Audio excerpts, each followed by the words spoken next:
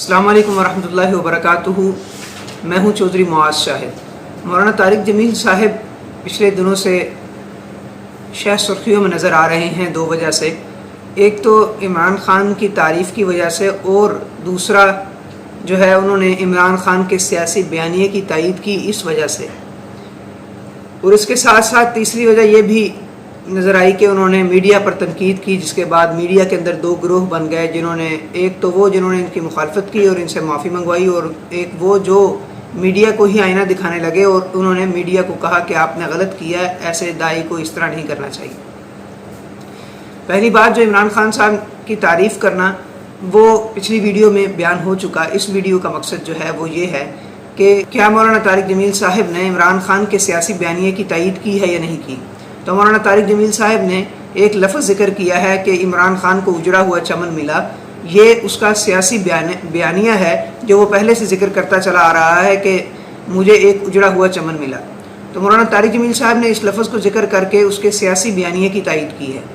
अब ये वही जानते हैं कि उन्होंने जानबूझकर वाक़अतन ऐसा किया है या उनसे गलती से ये लफ्ज़ ज़िक्र हो गया।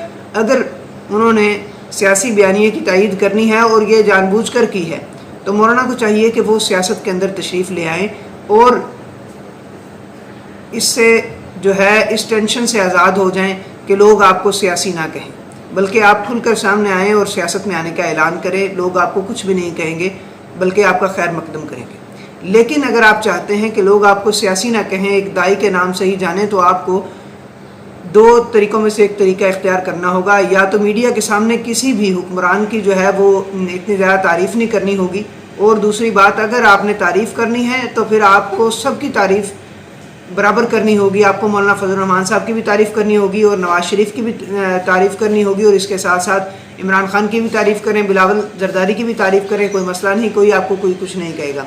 लेकिन आप अगर एक शख्स की ही तारीफ़ करते रहेंगे तो लोग आप पर उंगलियां उठाएंगे। और अगर आप सियासी बयानिए की तायीद करते हैं तो आप सबके सियासी बयानिए की तायीद करें कि उसने ये भी ठीक कहा, उसने ये भी ठीक कहा, वरना किसी के भी सियासी बयानिए की तायीद ना करें।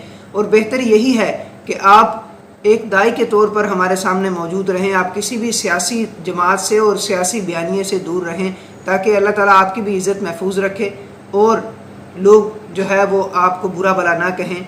और चूँकि आप काफ़ी सारे पाकिस्तानियों और पूरी दुनिया में बसने वाले लोगों के दिलों की धड़कन हैं और बहुत बड़े दाई हैं, अल्लाह ताला ने आपको एक अजीब फसाहत और बलागत दी है कि सुनने वाला आपके बातों के सहर में मुब्तला हो जाता है। अगर आपने तारीफ़ करनी है तो या तो सबकी तारीफ़ करें या फिर किसी की भी तारीफ़ ना करें, ताकि आपकी दायाना जो सिफ़ात हैं उनसे हम मुस्तफ़ीद होते रहें और आपके बयानात सुनते रहें और लोग आपके बारे में बुरा भला ना कहें, आपकी साख मुतासर ना हो। बहुत शुक्रिया। अल्लाह हाफ़िज़।